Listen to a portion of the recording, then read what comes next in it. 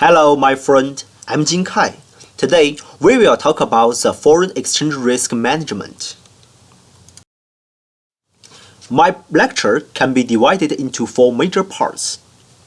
First, the introduction of the international foreign exchange market, the definition of foreign exchange risk, categories of foreign exchange risk, and the management options.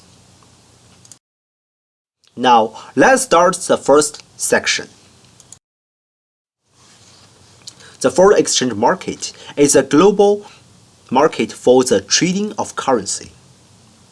From the statistics of KMPG, in terms of the volume of trading, it is by far the largest market in the world.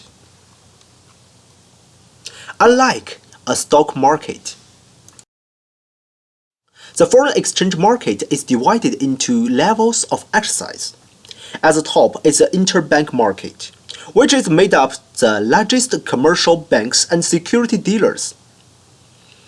Other market participants include central banks, commercial companies, investment management firms, and non-bank foreign exchange companies.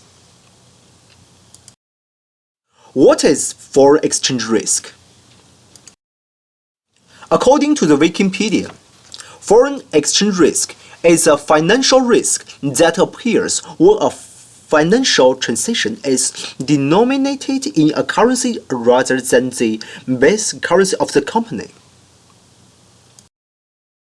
Different scholars use different standards to classify the category of foreign exchange risk. For example, experts from KMPG and Morgan Stanley prefer to separate the foreign risks into three categories of exposures. First, transaction, second, translation, and the other one is competitive exposure. Well, from Wikipedia, there are four kinds of exposures: transaction, translation, economic, and contingent risk.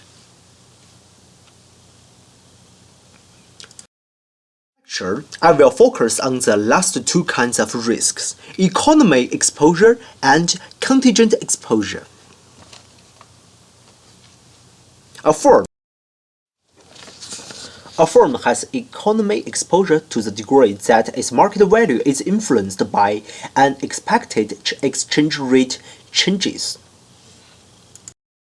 Similarly, a firm has contingent exposure when bidding for foreign products or negotiating other contracts or foreign direct investment, such as an exposure arises from potential for a firm to suddenly face a transactional or economic foreign exchange risk, contingent on the outcome of some contract or negotiation. For example, a firm could be waiting for a product bid to be accepted by a foreign business or government that, if accepted, would result in an immediate receivable. While waiting, the firm faces a contingent exposure from the uncertainty as to whether or not that receivable will happen. If the bid is accepted and the receivable is paid, the firm then faces a transaction exposure. So a firm may prefer to manage contingent exposures. Obviously, for an American corporation, these two kinds of exposures can be avoided by insisting on selling only in US dollars. Yes, it is. However, such an approach may result in losing export opportunities to competitors who are willing to accommodate their foreign buyers by selling in their local currencies.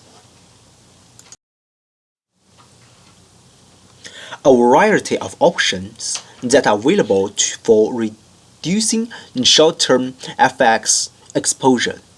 The following sections list foreign exchange risk management techniques considered suitable for new-to-export companies. The foreign exchange instruments mentioned below are available to all major currencies and are offered by numerous numerous commercial lenders. However, not all of these techniques may be available in the buyer's country, nor they may be too expensive to be useful. First, as the non-hedging techniques. The exporters can avoid foreign exchange exposure by using the simplest non-hedging technique. Price the sale in a foreign currency. The exporter can then demand cash in advance, and the currency spot market rate will determine the US dollar's value of the foreign proceeds. A spot transaction is when the exporter and the importer agree to pay using today's exchange rate and settle within 2 business days. Another technique is to net out foreign currency receipts with foreign currency expenditures.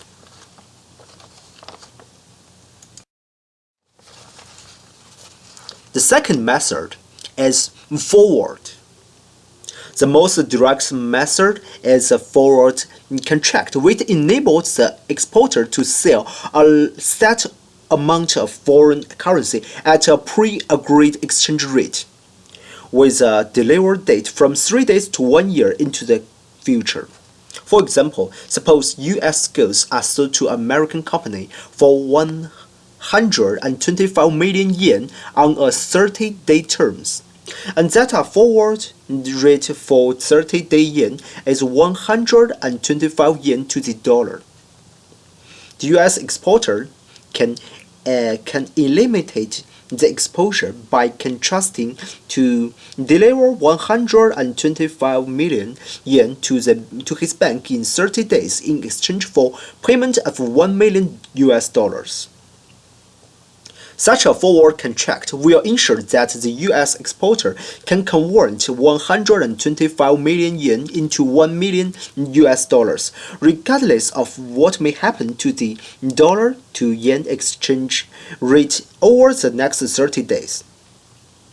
However, if the Japanese buyer fails to pay on time, the US exporter will be obligated to deliver 125 million yen in 30 days. Option hedges.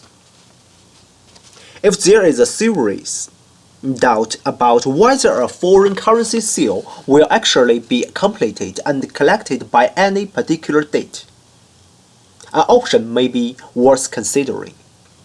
Under an FX option, the exporter or the option holder acquires the right, but not the obligation to deliver and agree amount of foreign currency to the lender in exchange for dollars at a specific rate on or before the expiration day of the option.